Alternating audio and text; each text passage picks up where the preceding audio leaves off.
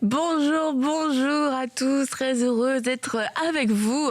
Ici, je vous assure, c'est la bonne humeur sur le plateau. L'émission n'a pas encore commencé, mais on s'entraîne avant l'émission, on se motive dans le rire. Ça va les filles? Oui, ça va bien. Stéphanie a prié pour la joie. J'ai prié pour la joie avant l'émission, mais la joie déborde. La joie déborde, écoutez. Oui. Et il y a encore, j'ai rencontré plusieurs femmes quand j'étais en France et elles nous disent encore une fois, j'aime ces moments avec vous, j'aime que vous puissiez rire, que vous puissiez être ensemble, comme ça fait du bien, ça fait plaisir. Et j'ai rencontré plusieurs femmes en plus, pour le coup, qui m'ont dit, on suit depuis le début, Parole de femme, jusqu'à À table avec Annabelle, je n'ai raté aucune émission. Et ben j'ai dit, waouh, bravo, félicitations, merci pour votre fidélité, franchement, merci d'être avec nous, de nous accompagner semaine après semaine dans la joie, dans les thèmes quelquefois un peu plus sérieux, les thèmes qui peuvent paraître aussi quelquefois moins moins tape à l'œil, mais qui pourtant sont importants, et Dieu parle et Dieu rétablit beaucoup de choses de vérité et d'ordre. Alors on se réjouit que vous puissiez être bénis à travers ces émissions. Et aujourd'hui, eh bien, nous recevons Esther qui nous rejoint. Salut Esther, la magnifique Esther. magnifique. Esther qui fait partie de l'église de la Riviera avec le pasteur Stéphane Caddy. Alors je te demanderais de ne pas faire ce que ton pasteur a fait, s'il te plaît, sur le plateau la dernière fois. C'est pour ça. Heureusement que je suis en vision avec un masque. C'est pour ça qu'on le fait à distance. On ne sait jamais.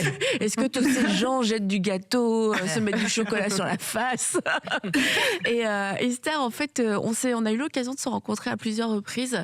Et la dernière fois qu'on s'est vu, tu me partageais un petit peu ton parcours par rapport à la maternité et comment le Seigneur t'a dirigé. Et je me suis dit, ça c'est une belle histoire à raconter, parce que je crois qu'il y a plusieurs jeunes femmes, jeunes mamans qui pourraient avoir les mêmes questionnements que toi, et puis se sentir un petit peu entre deux. Qu'est-ce qu'on fait? T'as eu ton premier enfant donc il y a 3 ans, une petite fille qui s'appelle Eden. Félicitations, quel beau prénom, Eden. Bravo, j'aurais pas fait mieux. et donc en fait, tu vas nous raconter comment tout ça s'est passé, et les choix que tu as décidé de prendre par rapport à la maternité. Alors, en fait, ce qui est marrant, en fait, avec moi, c'est que je n'ai pas du tout à la base un profil maternel, en fait. Donc donc voilà, on va dire que l'appétence des enfants, les bébés, je sais qu'il y a des personnes qui voient des bébés, ils sont émerveillés, moi aussi, mais ça peut rester dans les bras de sa mère, quoi. Donc j'ai jamais eu ce truc.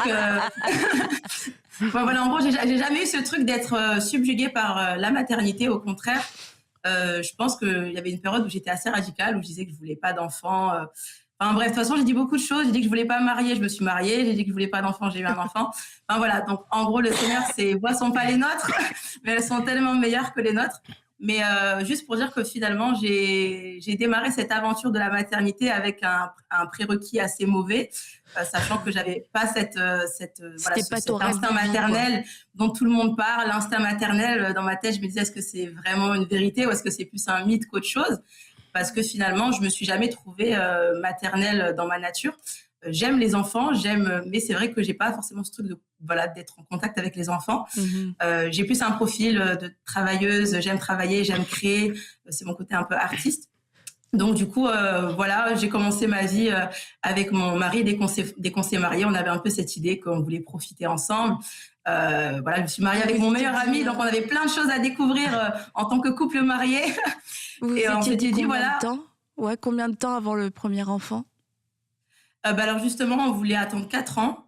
Et en fait, au bout de 4 mois, je suis tombée enceinte. Donc on a dit, Seigneur, t'as entendu le 4, mais je pense que tu as raté la mesure temporelle. C'est 4 ans, 4 mois, non. Là, du coup, tous les plans et ça a été quoi ça a été quoi ta réaction à ce moment-là quand t'as su que t'étais enceinte? Déjà, je le sentais venir parce que on le sent, on connaît notre corps en tant que femme. Donc là, je commençais à dire, oula, ça Ça sent. Donc, du coup, du coup, c'était clair, j'ai fait le test, il n'y avait pas plus clair qu'au bout d'une seconde, j'avais les 2 barres. J'ai dit, bon, je suis enceinte. J'ai dit à mon mari, et je pense qu'on est resté genre 20 minutes à pas trop parler.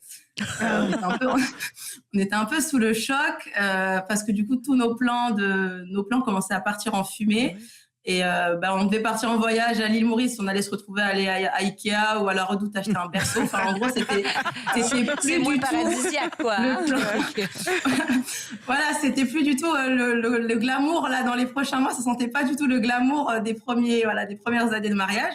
Mais on sentait au fond de nous la paix de Dieu quand même. On avait la paix de Dieu, on sentait le Saint-Esprit. Je pense que lui devait être en train de rigoler en fait en voyant notre réaction, mais clairement après on l'a pris à la cool. Mais c'est vrai que c'était quand même un choc, notamment pour mon mari, parce que lui c'était vraiment quelque chose qu'il avait à cœur, de vraiment profiter entre guillemets les premières années avec dans le mariage. Mais finalement ça révèle aussi un peu une mentalité qu'on avait qui était, je pense, un équilibre à avoir, parce que finalement avoir un enfant, c'est pas empêcher de profiter, c'est juste profiter différemment, quoi. Tout à fait. Et toi, tu travaillais à ce moment-là ? T'avais un travail, c'est ça ? Qu'est-ce que tu faisais ? Oui. Alors j'avais fait 5 ans d'études dans le secteur de la communication et du marketing. Donc du coup, j'ai eu un emploi super, quoi. J'étais responsable de communication dans un très bon poste. Enfin, tout ce qu'on rêve quand on sort de ses études, quoi. Et du coup, j'avais un bon travail. Oui, effectivement, j'avais un bon travail. Et du coup, je suis tombée enceinte après peut-être 1 an et demi au sein de cette entreprise. Et dans mon optique, j'allais faire mon congé maternité. Et après, j'allais devoir faire garder la petite. Mais les choses ne se sont pas du tout passées comme ça, quoi. Sachant que le congé maternité en France, c'est dans environ les 3 mois. C'est quand même court. C'est combien ici au Québec ? Maintenant, c'est 1 an. Et avant, et toi, de ton Moi, c'était zéro. À mon époque, c'était 0. Ah oui, c'était 0. Avec une rémunération, c'était pas beaucoup, non? Ah ouais. Moi, dans mon doctorat, j'ai fait 3 mois. Ah ouais. Sans solde. Ah, sans solde. Oui, en plus, ouais. Donc, voilà, ça s'est nettement amélioré. Oui, maintenant, c'est 1 an, c'est ça, 1 an au Québec. Avec quoi, 80% du salaire? Je crois, il me semble. C'est excellent. Et puis, si t'en as un deuxième, ça est encore, je pense. Ouais. Donc, c'est ça. Donc, toi, 3 mois, tu le vivais bien? Parce qu'il y a certaines mamans, elles disent, 3 mois, je sais pas comment je vais le vivre, c'est trop court. Toi, ça te convenait, en fait, cette façon? On va dire que c'était un peu la logique des choses. Comme c'est vrai que dans notre pays... on va dire qu'on n'est pas dans un pays qui encourage beaucoup la maternité, au contraire. Mais du coup, on va dire que c'est un peu dans les mœurs. Au bout de 3 mois, t'as pas le choix. Une question de salaire, tu retournes travailler, de train de vie. Tu mets ton enfant à la crèche ou tu le fais garder et tu retournes au travail, quoi. Donc c'était un peu ça le plan de base. Puis au fur et à mesure des mois de ma grossesse, en fait, j'ai comme senti une conviction de l'esprit qui est venue frapper mon cœur. C'était tu vas arrêter ton travail et tu vas t'occuper de ta fille. Et en fait, c'était quoi ta première réaction? Attends, faudrait une image. Allez, Sandra, montre ta réaction. Sandra vient de prendre une grande respiration. Pour lui faire un massage cardiaque, je pense que le cœur s'est arrêté. Je vais faire le premier secours, Sandra. Ça existe, ça? Non, je rigole. Wow. Voilà, c'est ça. Et du coup, Esther, c'est quoi, toi, ta réaction quand tu as cette parole? Tu te dis, ah non, je me trompe, ah non, ça doit pas venir du Seigneur? En fait, là, je n'avais pas doute que c'était Dieu parce que j'étais en train de prier, mais absolument pas pour ça. Et d'un coup, c'était la conviction est venue dans mon cœur alors que ce n'était pas du tout le thème de la prière. J'ai dit, Seigneur, de quoi tu me parles? Et en fait, revenons à mon sujet, s'il te plaît. Ne nous égarons pas. Mais voilà. Du coup, en fait, je savais que c'est lui. Il n'y avait pas de négociation possible. En fait, je savais que c'était le Saint-Esprit. Et parce que clairement, ça ne venait pas de moi. Donc, du coup, je l'ai gardé dans un coin de ma tête. Je me suis dit, OK, donc arrêter mon travail. Et du coup, tu commences à réfléchir à tout ce que ça implique. Ça veut dire arrêter son travail. Ça veut dire faire une pause dans sa carrière. Ça veut dire ne pas avoir de salaire. En gros, on commence à raisonner. Mais je savais que c'était Dieu. Donc, du coup, j'ai laissé ça mûrir dans mon cœur. Tu l'as partagé à ton mari? Alors, au début, pas tout de suite. J'attendais, en fait. Je sais pas pourquoi j'attendais, mais peut-être j'attendais qu'il change d'avis, le Seigneur. mais j'attendais. Et en fait, plus ça passait, plus la conviction était forte. Et c'était comme si, je veux que tu te prépares à ça. Moi, ce que je te demande, c'est d'abandonner ton travail. Juste, voilà, faire une pause et t'occuper de ta fille. Mais par contre, ce qui est marrant, c'est que je ne l'ai pas ressenti comme quelque chose qui m'imposait. C'était vraiment, voilà le chemin que je te propose. Et, Ok. et du coup, Mais je c'est l'ai toi pas qui vu devais comme... changer d'avis, quoi. Oui, en fait, c'était... On a En tous fait, besoin c'était d'une pas une amie comme contrainte. Aurélie. Oui, c'est ça. Mais en fait, c'était pas quelque chose, genre une contrainte, si tu fais pas ça, tu vas me désobéir. Non, c'était juste, fais-moi confiance. Moi, je te propose ça, fais-moi confiance, je sais ce qui est le mieux pour toi. Mhm. Et en fait, ça allait à l'opposé de mes plans parce que je suis quelqu'un de très active. Je suis quelqu'un qui a besoin, en fait, de travailler, de produire, de créer. Et en fait, là, j'avais l'impression qu'on allait m'imposer une forme de pause. Mais Dieu voulait pas que j'y aille en rechignant. Il voulait vraiment que j'y aille en me disant, en fait, c'est la meilleure chose à faire. C'est le chemin qui est bon, Mhm. c'est le chemin qui est parfait. Et du coup, il y aura forcément du bon fruit de cette décision d'obéir à Dieu, en Et fait, tout simplement. t'étais à combien de mois de grossesse à ce moment-là? Euh, je pense que je devais être à 4 mois de grossesse. Ouais, Ok, c'était donc il te vraiment... restait encore quelques mois pour te préparer, c'est bon. Le Ouais, timing oui. était bon. Et du coup, à quel moment tu décides d'en parler à ton mari et tu prends la décision t'acceptes en fait? Ben, en fait, je crois que c'est parce qu'il a dû aborder le sujet, parce qu'en fait, c'était pas forcément quelque chose dont on avait parlé tous les deux, vu qu'on n'avait pas prévu de l'avoir aussi vite, le bébé. Mais je pense que peut-être qu'il avait une pensée que moi, dans mon esprit, j'avais quand même à cœur, on va dire, une forme de carrière, ou que pour moi, le travail était quand même important, étant donné que j'avais fait des longues études, des études quand même, en France, c'est le moyen long, quoi. J'avais fait 5 ans d'études pour avoir ce travail. Ce type de travail-là, qui était le travail qu'on rêve quand on sort de 5 ans d'études en communication. Donc, je pense qu'il n'avait pas forcément envie d'aborder ce sujet-là, mais en fait, je me suis rendu compte qu'il avait ça à cœur. Quand je lui en ai parlé, il m'a dit, en fait, ça me soulage parce que, en fait, c'est vraiment ce que j'avais à cœur et c'est ce que je voulais, en fait. Je voulais que tu puisses t'occuper de notre fille, que tu prennes du temps vraiment à part pour investir sur les premières années de notre enfant. Et du coup, en fait, Et je savais que si je te le disais, ça allait pas passer. Donc J'ai envoyé le Saint-Esprit. quel homme intelligent. C'est lui qui a intercédé, en fait. C'est ça. C'est ça. C'est exactement ça qui s'est passé. Et comment ça s'est passé le moment où tu as cédé pleinement? Tu t'es dit, OK, c'est ça que je vais faire. Et puis c'est le chemin que j'accepte. En fait, c'est le moment où j'ai compris que si je suivais mon propre chemin, ça allait en fait, j'allais pas être heureuse, j'allais me casser la figure, même si ça avait l'air super le plan. Mais en fait, si Dieu disait que c'était pas le plan, c'était pas mon plan non plus, en fait. Et j'ai pas forcément lutté trop longtemps avec la pensée de Dieu. Moi, c'est juste que quand j'ai une conviction, j'aime l'éprouver. Et une fois que je suis vraiment sûre que c'est le Seigneur, en fait, j'ai rien à dire. En fait, c'est Dieu, donc c'est mon Père, il prend soin de moi, il sait mieux que tout. Donc, qu'est-ce que moi, je vais, on va dire... j'ai pas à discuter, quoi. Je sais qu'il a raison, quoi. C'est Dieu qui a raison. Donc, du coup, j'ai pas trop lutté après par rapport à cette conviction-là. Et même, en fait, avec mon mari, on aurait pu avoir un peu, paniquer, quoi. En gros, tu quittes ton travail, donc ça nous fait un salaire en moins. Donc, on aurait pu paniquer, mais on avait une paix vraiment surnaturelle que, en fait, avec cet enfant, toute la bénédiction de Dieu allait venir. Et c'est vraiment ce verset qu'il nous a donné, c'est la bénédiction de l'Éternel. C'est elle qui enrichit et elle n'est suivie d'aucun chagrin, en fait. Donc, quand on a commencé à parler de cette conviction autour de nous, d'arrêter mon travail, ça n'a pas été souvent très bien compris ou reçu. La première action des gens, c'est quel gâchis, ou pourquoi tu fais ça, ou en gros, les gens ne comprenaient pas forcément. Et du coup, je n'arrivais pas en fait à comprendre pourquoi ils ne comprenaient pas, parce que pour moi, c'était quand même une belle chose, quoi. Genre, je sais pas, je suis maman, je vais m'occuper de ma fille, c'est quand même une bonne nouvelle, quoi. T'aurais pu repenser à toi juste quelques semaines plus tôt. Mais c'est fou parce que moi, c'est l'inverse. Quand j'ai eu mon fils, quand moi, je faisais mes études de doctorat, après ça, j'ai travaillé. Et quand ils m'ont dit que je retournais continuer mon travail, tout le monde me disait, c'est pas possible que tu restes pas à la maison. Comment ça, tu es une femme sur le marché du travail? Et je me souviens, quelqu'un dans l'église, une parole de vie, m'avait dit... qu'est-ce que ça fait d'être une mère à temps partiel? Comme si le fait, toi... Et ce que je trouve, ce qui est beau dans le témoignage d'Esther, c'est que chacun chacune d'entre nous, on a un appel de ce que Dieu veut pour nous, tu vois. Et moi, je pense que c'était l'appel que Dieu avait pour moi. Mais c'était mal vu à mon époque de travailler. Et il faut faire attention parce qu'on peut être sur le marché du travail et être une mère à temps plein. Tu vois, ça n'a rien à voir. C'était un peu une blague ou c'était sérieux? Ben, je pense qu'il y avait du jugement dans ce qu'elle me disait. C'était le fait que j'étais sur le marché du travail, ben, que je ne pouvais pas prendre soin de mes enfants. Ce qui est... ouais. Et tu peux être à la maison. Mais ce qui est important, comme Esther a fait, c'est répondre à ce que Dieu nous demande de faire. C'est ça le plus important. Et donc, Esther, on avance après dans la grossesse, etc. Comment toi, t'envisages ces journées à la maison avec un bébé, à ne pas aller travailler? Est-ce que, là, je comprends, tu as vraiment la paix, etc. Mais est-ce que tu te fais un petit peu un plan? Bon, peut-être que je vais en profiter pour faire une formation, pour lancer mon entreprise à la maison et tout ça. Ou alors, les instructions sont claires par rapport à ce temps de congé maternité?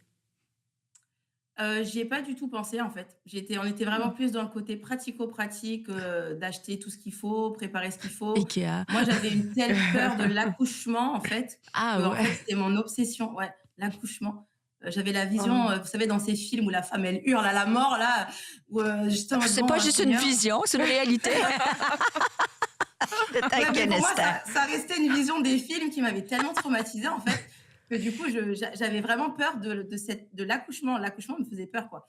Donc, j'avoue que c'était un peu plus ça, mon inquiétude. Je ne réfléchissais pas du tout à l'après. Ah ouais, ok. On m'avait parlé pourtant du postpartum. Moi, je disais non, mais moi, c'est l'accouchement. Et finalement, comment s'est passé ton accouchement? Franchement, super bien. C'était comme les doigts dans le nez, vraiment, les doigts dans le nez.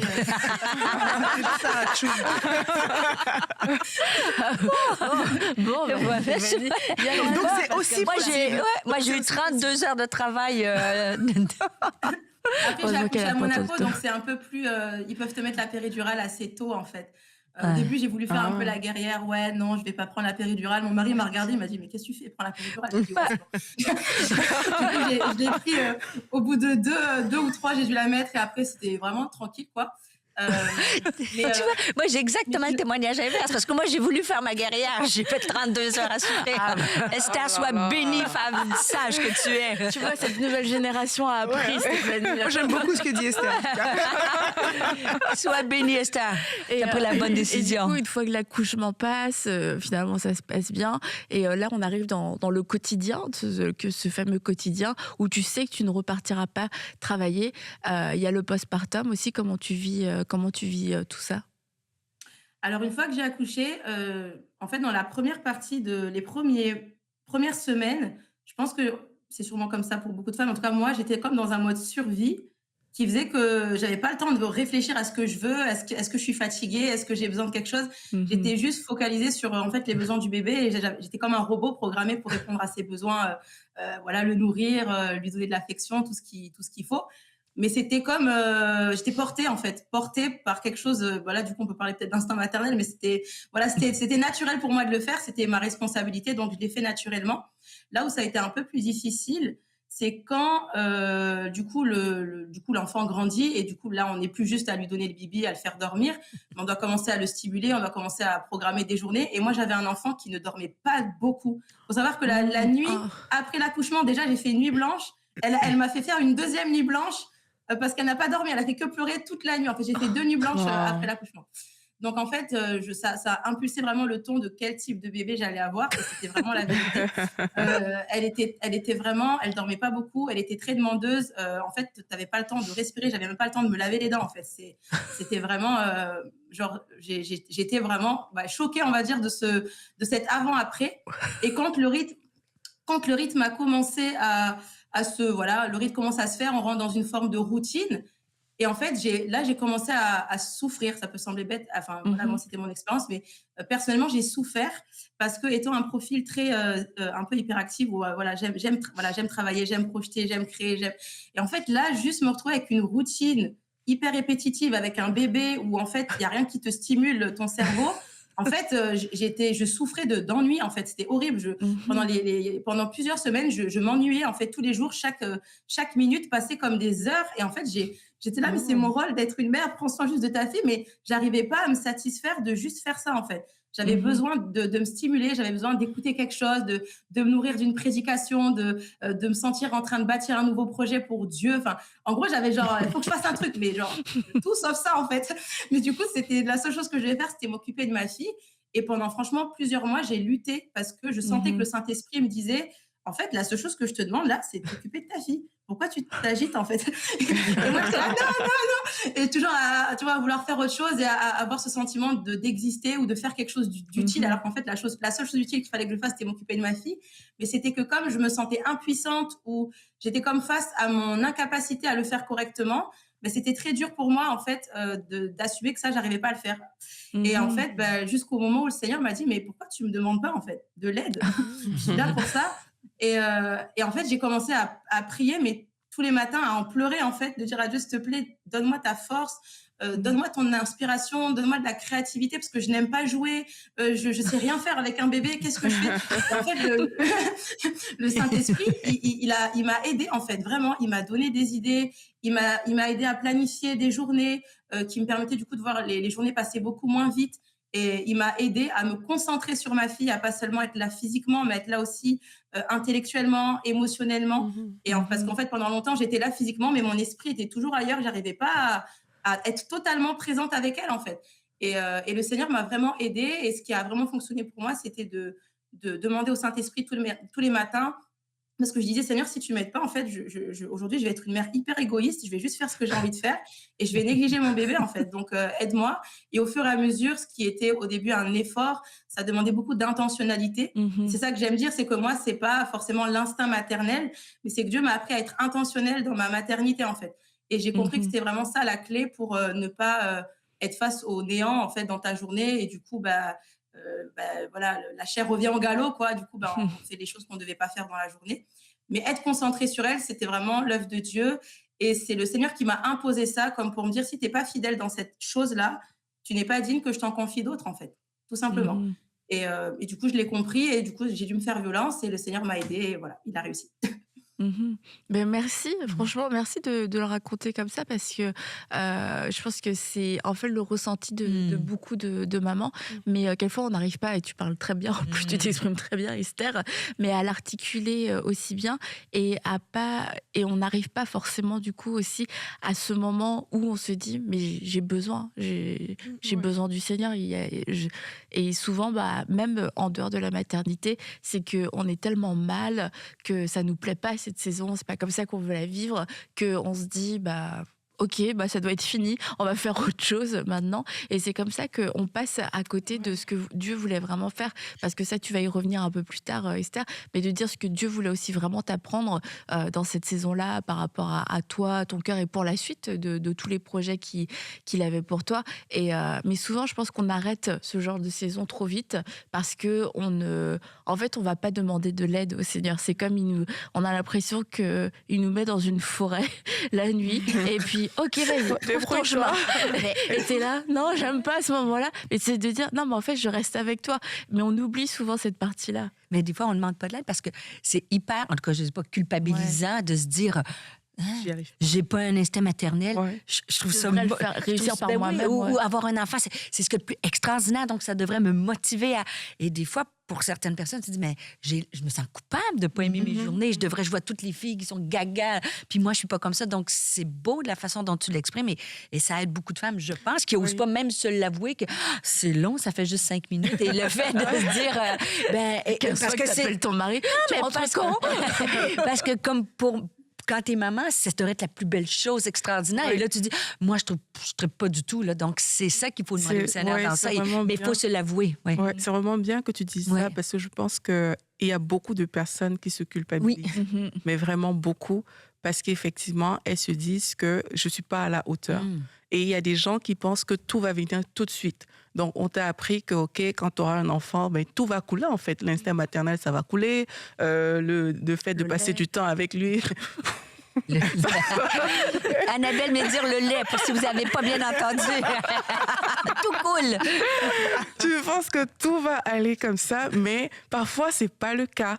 Et c'est bien de s'arrêter. C'est là où on aime beaucoup ce qu'Esther est en train de dire. C'est que c'est bien de s'arrêter pour être en phase avec soi-même et se dire, en fait, par rapport à moi, il y a des choses qui ne sont pas naturelles et le Seigneur peut m'aider là-dedans. Et ça, dès le départ. Parce que moi, j'aime beaucoup, si je remonte même à l'annonce, quand tu as su que tu étais enceinte et tout, tu vois, c'est pas naturel. Parce que c'est pas quelque chose que tu as voulu tout de suite, mais tu as quand même le côté où tu t'arrêtes quand même pour dealer un peu avec le Seigneur, si je peux dire ça comme ça. Tu vois, pour te repositionner, pour t'aligner par rapport à ce que le Seigneur veut pour toi. Et je pense que parfois, c'est cette étape qu'on ne fait pas, un réalignement. Ou ben, moi, c'est pas naturel chez moi, comment je me réaligne. Moi, j'avais pas prévu d'avoir un bébé tout de suite. Comment est-ce que je me réaligne dans mon quotidien? Saint-Esprit, aide-moi. Et je pense que c'est tout ça mis ensemble qui font de toi la mère que tu es, qui est différente de ta voisine, qui est différente d'une autre personne, mais qui font de toi la mère que tu es et que tu es en phase avec toi-même. Toi, Sandra, t'en penses quoi? Parce que tu as beaucoup d'expressions faciales. C'est clair. Oui, juste la caméra sur Sandra, ça vaut beaucoup. Quand Esther a commencé à parler, je dis oui, ça me ressemble tellement, je me vois tellement dans ce qu'elle dit. Mais 4 mois après, enceinte, je veux arrêter de travailler. Il me semble que c'est pas non, j'ai pas le même discours. Mais justement, je voulais poser une question à Esther parce que t'as commencé ton témoignage en disant j'étais pas du tout maternelle, c'était même pas quelque chose que tu te projetais, t'avais pas forcément envie de faire des enfants. Puis là, on en est à en fait, finalement, j'ai tout quitté pour pouvoir m'occuper de ma fille. C'est quoi la transition? Ouais, non, mais qu'est-ce que tu pourrais te dire à toi, à l'époque où tu disais, moi, ça me tente pas d'avoir des enfants? Qu'est-ce que tu as appris? Comment est-ce que tu parlerais à quelqu'un qui a ce même discours que toi en disant, je sais pas, on dirait que ça c'est pas quelque chose de naturel qui m'intéresse, mais finalement, maintenant, d'être à fond là-dedans, puis tu sais, cette évolution-là, comment est-ce que ça évolue dans ton cœur? Puis qu'est-ce que tu pourrais redire maintenant à quelqu'un qui peut avoir ces mêmes craintes que tu avais à l'époque? En fait, je lui dirais que Dieu la connaît mieux qu'elle-même, en fait. Et en fait, le Seigneur, il sait exactement ce dont on a besoin au bon moment. Il connaît les saisons par lesquelles on doit passer pour nous amener à un point B. Et en fait, me concernant, j'avais pas du tout prévu du coup que la saison d'après, c'était la maternité. Moi, j'avais pas ce plan-là. C'était pas mon désir. Mais c'était le désir de Dieu et c'était sa volonté. Donc, forcément, ça devait être la meilleure chose, en fait. Et il a juste fallu qu'une fois que j'étais dedans, parce que c'est facile de dire « Allez, amen, on y va ». Et puis une fois que tu es dedans, mais en fait, le Seigneur m'a dit « Apprends à avoir ma vision de chacune de tes saisons pour n'en gaspiller aucune, en fait. Et là, le problème, et là, en fait, pendant plusieurs semaines, je gaspillais mon temps parce que je n'avais pas la vision de Dieu sur ma saison. Mais à partir du moment où le Seigneur m'a fait comprendre qu'est-ce qu'il était en train de travailler en moi, dans mon caractère, qu'est-ce qu'il était en train de travailler dans ma manière de concevoir même la vie, les raisonnements qu'il était en train de renverser. En fait, il y avait un objectif à cette saison. Et si je m'abandonnais à lui, en fait, ça allait porter son fruit. Mais des fois, on est dans une société où on prône tellement la performance, où on prône tellement l'activisme, le travail pour s'accomplir, qu'en fait, on oublie que dans le royaume de Dieu, c'est pas du tout ça. L'abondance ne vient pas de notre performance, mais vraiment juste de notre obéissance. Et du coup, c'est ce que j'ai fait. Je me suis juste abandonnée à Dieu. J'ai arrêté de m'agiter. Je me suis abandonnée à Dieu. Et je lui ai dit, OK, cette saison, je suis là. Donc, si je suis là, c'est qu'il y a une raison. Donc, aide-moi à en tirer le maximum de cette saison, en fait, et que ce soit pour toi, en fait, que tu puisses retirer le fruit, maximiser le fruit de cette saison. Donc, du coup, c'est à partir de ce moment-là que les choses ont commencé à être moins lourdes dans ma vie et se sont allégées. Et Dieu m'avait dit, quand tu as un manque de joie dans une saison, c'est qu'il y a des mensonges qui sont dans ton esprit, en fait. Il y a des mensonges qui doivent être terrassés. Et c'est vrai que je me suis rendu compte que j'avais énormément de mensonges par rapport à la maternité, notamment le mensonge que parce que je suis mère, j'ai comme l'impression d'être sur le banc de touche. Genre, tout le monde avance dans ses projets, dans sa vie, dans son appel. Et moi, je suis là, genre, à la maison, à jouer à Peppa Pig, à faire des histoires avec la petite princesse peluche. Genre, j'étais en mode, Seigneur, genre, je suis là, c'est là mon terrain de formation. Ben oui, en fait, exactement. Et en fait, simplement juste l'accepter, ça a permis à Dieu de travailler tout ce qu'il devait travailler dans ma mentalité et dans mon caractère pour que je devienne celle que je suis maintenant. Et en fait, là où je pensais perdre du temps, je me rends compte que grâce à Eden, en fait, on a gagné énormément de temps parce que Dieu nous a fait maturer mûrir, il m'a libérée du contrôle, du perfectionnisme, de la perte. En fait, il m'a libérée de plein de choses qui pouvaient être un fait infect en fait dans ma vie et dans mon appel et dans ma destinée, quoi. Donc finalement, Dieu connaît les saisons, il sait quels sont leurs objectifs. Et il faut juste faire confiance au professeur, quoi. Et tu dis que c'était un terrain de formation. Là, tu as cité quelques éléments sur lesquels Dieu a travaillé par rapport au contrôle, au perfectionnisme. Et là, maintenant, au bout de 3 ans, parce que ta fille, elle a 3 ans, c'est un peu quoi les grandes leçons que tu as apprises, les choses que tu sais que Dieu a voulu travailler en toi et tu te dis, mais en fait, je suis plus la même depuis 3 ans, bah voilà ce qui a changé. En fait, c'est apprendre à se satisfaire de demeurer, en fait. Demeurer, moi, comme je vous l'ai expliqué du coup plusieurs fois, c'est vrai que profil très actif, profil très en train de produire avec plein de projets en tête. Mais en fait, le Seigneur m'a appris à prioriser toujours ce qui était important à ses yeux à lui et à prioriser dans ma vie les choses essentielles. Alors que dans le monde, en fait, on a des valeurs tellement opposées. Le travail passe avant tout, la carrière passe avant tout, le ministère passe avant tout, l'argent passe avant tout. Mais en fait, le Seigneur, pour chacun, ça va être différent. Mais en tout cas, dans ma vie, il m'a appris à comprendre que c'est les priorités du Seigneur, sa manière de gérer les priorités, son ordre à lui, qui permettra que j'ai une vie harmonieuse, en fait. Et si je respecte pas les priorités de Dieu, même si je suis convaincue que c'est super intelligent ce que je pense là, en fait, ça va amener du chaos dans ma vie, ça va amener du désordre, ça va peut-être infecter mon couple, ça va peut-être impacter ma fille, ça va impacter ma santé émotionnelle, enfin, peu importe, mais en gros, fais-moi confiance que si tu respectes et que tu honores dans cet ordre-là les priorités que je te donne, en fait, tout va fleurir. Tout va fleurir correctement et de façon harmonieuse. Il n'y a pas un qui va dessécher, dépérir parce que tu as investi dans un terrain. Mais si tu investis correctement dans les terrains, dans le bon ordre, tous les terrains vont fleurir dans leur temps, en fait. Donc, c'est juste à faire confiance à Dieu, à son système de valeurs qui est tellement différent de celui de ce monde-là et croire que c'est là que ça va fleurir, en fait. Pas par nos efforts, mais par juste le respect de ses priorités. Voilà. C'est fou ce que Peppa Pig peut faire.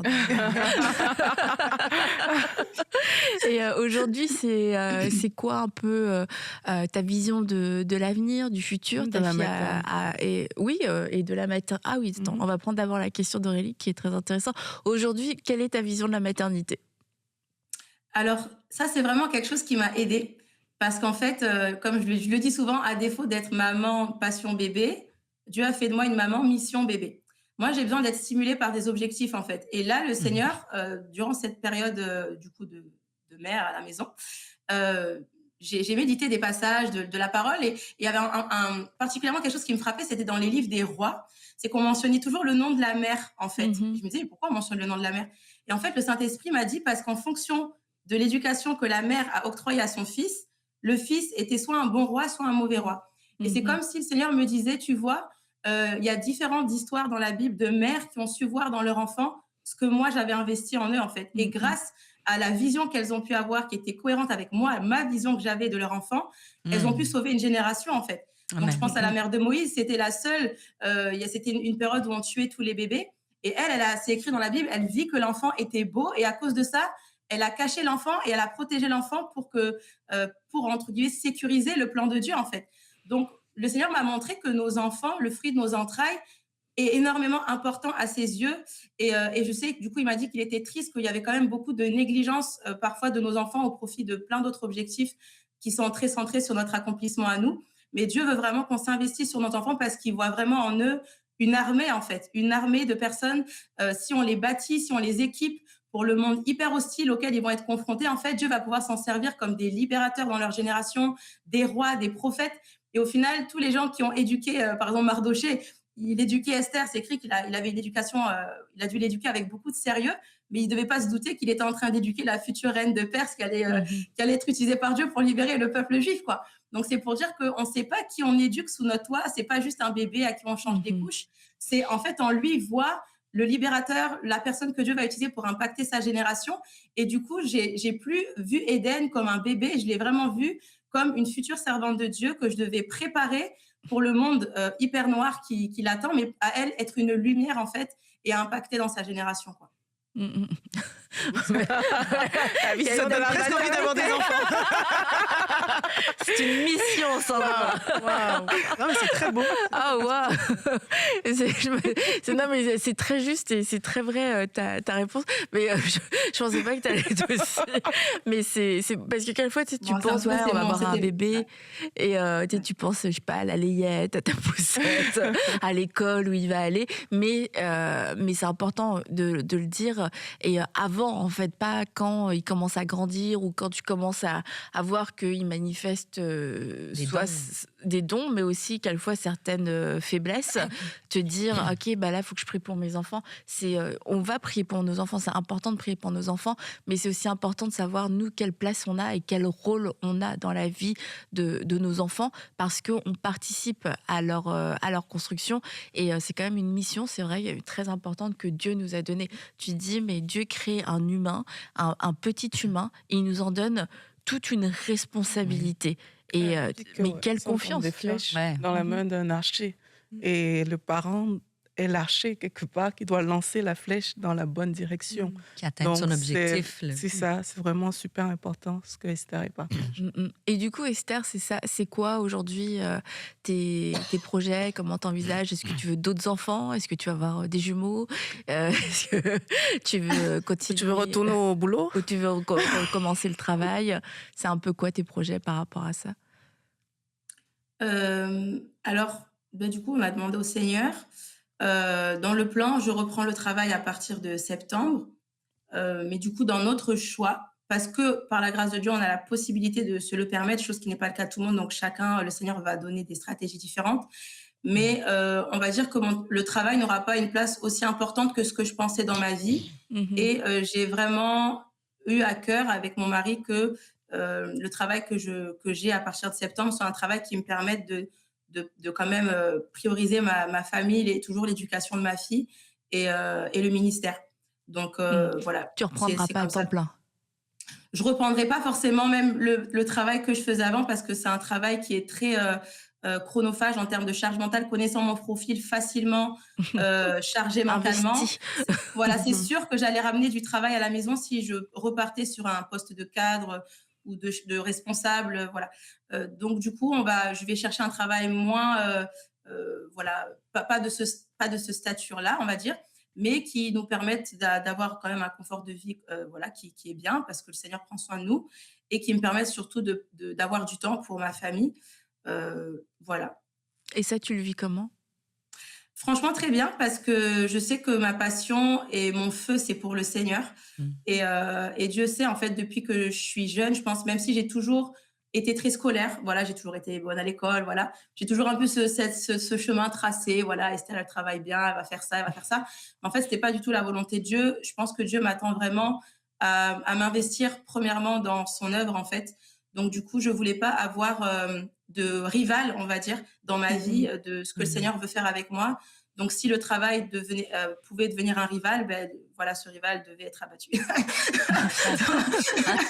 En tout cas, je ne sais pas quel travail tu vas trouver, mais une chose est certaine, la communication, c'est certain que c'est ton appel. Communiquer, peu importe la forme, c'est ça pour le royaume, mais tu es une excellente communicatrice et franchement, je t'encourage à le développer encore plus dans le royaume de Dieu ou dans le travail. Peu importe.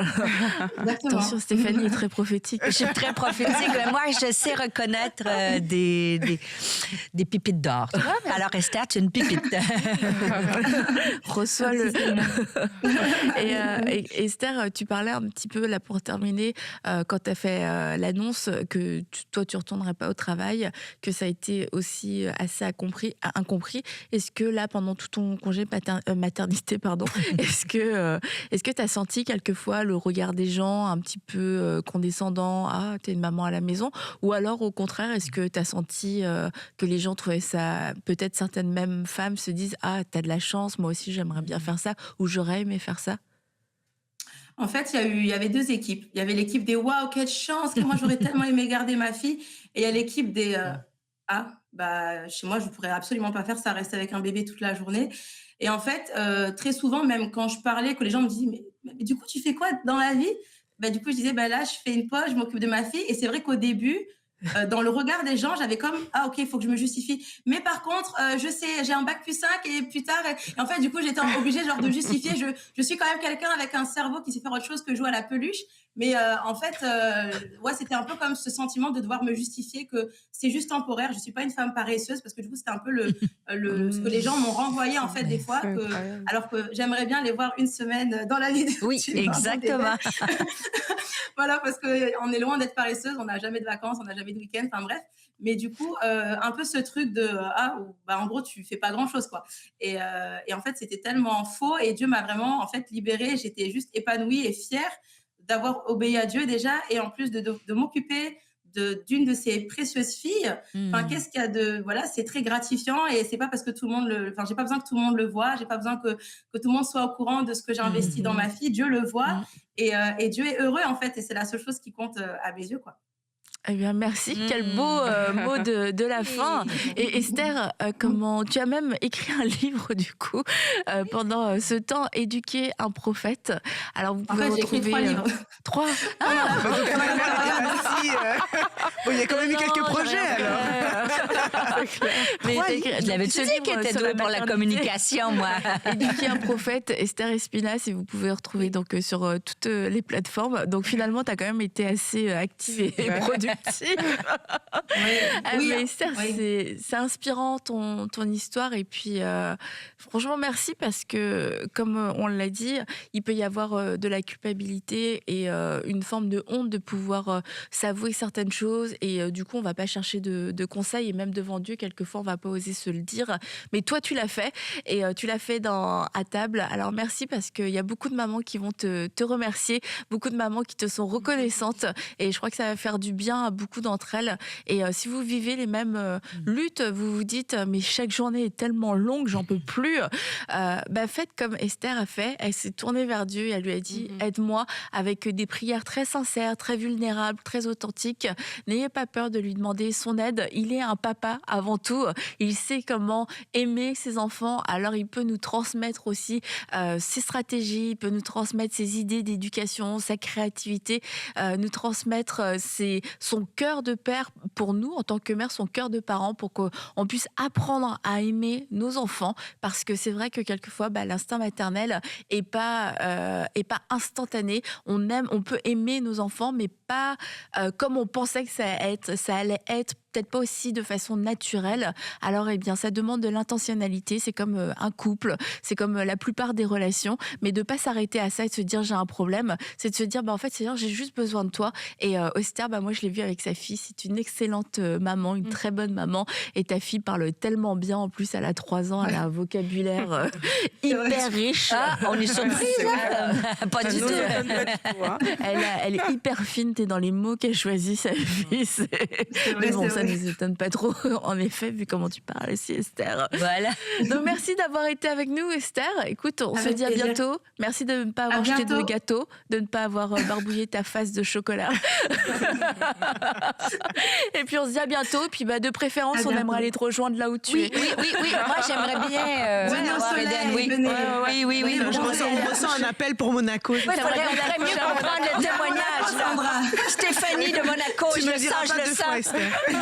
Allez, bye bye, on se dit à bientôt. Bye Esther et bye bye, on se retrouve mercredi.